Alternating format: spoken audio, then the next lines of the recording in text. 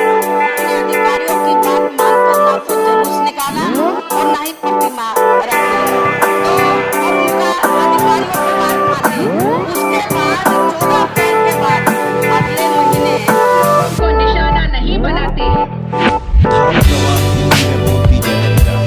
लेकिन स्वर्गीय श्री नरसिम्हा राव के विरुद्ध ऐसा उग्रवाद किया गया है। भारतीय राजनीति में तीन ऐसे नाम जिनके आगे बड़े बड़े नेता कांपते थे,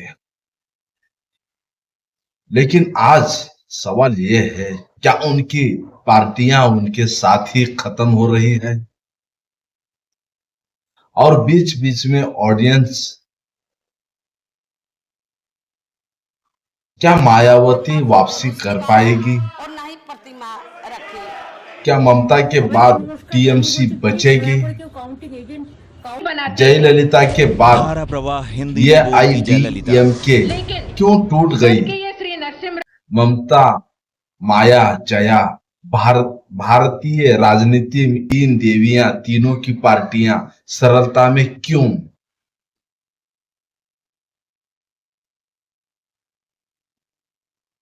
नमस्कार दोस्तों, आप देख रहे हैं खबर और ख्याल। मैं परशुराम, स्वागत है आपका एक नए। आज हम बात करेंगे भारत के तीन देवियां जिनके आगे बड़े बड़े नेता थर्र कांपते।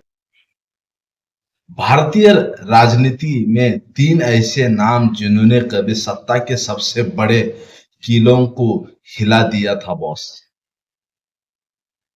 एक ने बंगाल में 34 साल पुरानी सरकार गिरा दी, दूसरी ने दलित राजनीति को दिल्ली की सत्ता तक पहुंचा दिया, और तीसरी तमिलनाडु की राजनीति की अम्मा बन गई। लेकिन आज तीनों की पार्टियां पर संकट क्यों?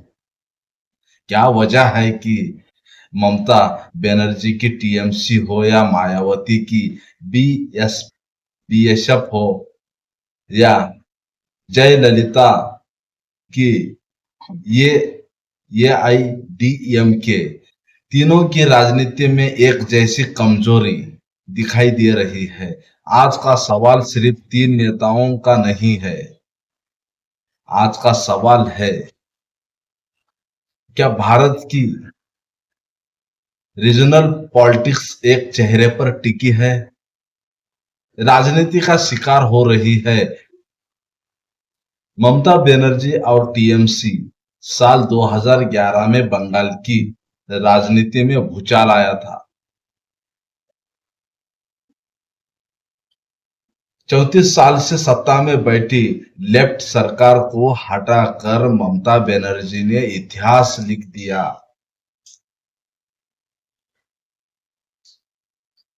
दीदी सिर्फ नेता नहीं रही, वे बंगाल की पहचान बन गई। लेकिन अब सवाल उठ रहा है, क्या टीएमसी ममता बनर्जी के बाद टिक पाएगी? पार्टी के अंदर पुराने नेताओं की नाराजगी, नई पीढ़ी बना पुराने चेहरे की लड़ाई है। और अभिषेक बनर्जी के बढ़ते प्रभाव को लेकर लगातार चर्चा। यही वजह है कि विपक्ष अब कहता है टीएमसी पार्टी कम, फैमिली सेंट्रिक सिस्टम ज्यादा बनती जा रही है। अब यहाँ सबसे बड़ा सवाल, अगर कल ममता सक्रिय राजनीति से दूर हो जाए तो क्या टीएमसी वैसी ही ताकतवर रहेगी? मायावती और बीएसएफ। अब बात उस नेता की जिसने भारतीय राजनीति में दलित समाज को नई आवाज दी। मायावती एक समय ऐसा था जब उत्तर प्रदेश में बीएसएफ का मतलब ही सत्ता माना जाता था बॉस। बहुजन हिताय बहुजन सुखाय का नारा और मायावती का मजबूत वोट बैंक। लेकिन आज बीएसएफ लगातार चुनाव हार रही है, वोट प्रतिशत गिर रहे हैं, पुराने नेता पार्टी छोड़ रहे हैं। सबसे बड़ा नुकसान कहां हुआ? दलित वोट बैंक सेंध। बीजेपी ने सोशल इंजीनियरिंग के जरिए नॉन जाटव वोट को अपनी तरफ खींचा, जबकि दूसरी पार्टियों ने मुस्लिम और पिछड़े वोटों में पकड़ मजबूत की। और बीएसएफ धीरे धीरे ग्राउंड पॉलिटिक्स से दूर होती चली गई। आज भी मायावती का नाम बड़ा है, लेकिन पार्टी की ताकत पहले जैसी नहीं दिखती। और उनका अधिकारियों की बात मान ली। उसके बाद 14 अप्रैल के बाद अगले जयललिता और ये आईडीएमके अब बात दक्षिण भारत की राजनीति की सबसे करिश्माई महिला नेताओं में से एक जयललिता। तमिलनाडु में लोग उन्हें अम्मा कहते थे। से उच्चारण करती हुई जय। क्यों ऐसा किया गया? उनकी लोकप्रियता ऐसी थी कि लोग उनके पोस्टर पर दूध चढ़ाते थे। लेकिन 2016 में जयललिता के निधन के बाद ये आईडीएमके की असली कमजोरी सामने आने लगी। पार्टी गुटों में बंट गई, नेतृत्व को लेकर संघर्ष शुरू हो गया और डीएमके ने धीरे धीरे अपनी पकड़ मजबूत कर ली। यानी जब तक अम्मा थी पार्टी एकजुट थी, लेकिन उनके जाने के बाद सिस्टम बिखर गया।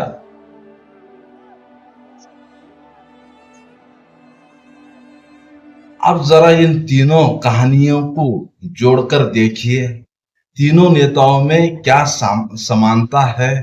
तीनों बेहद लोकप्रिय थी। तीनों ने अपनी पार्टियों को अकेले दम पर खड़ा किया, लेकिन तीनों पार्टियों में दूसरी लाइन लीडरशिप मजबूत नहीं बन पाई।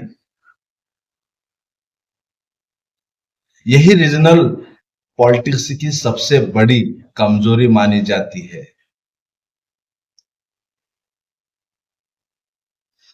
जब पार्टी एक आइडियोलॉजी से ज्यादा एक व्यक्ति पर टिक जाए तो उस व्यक्ति के कमजोर पड़ते ही पूरी पार्टी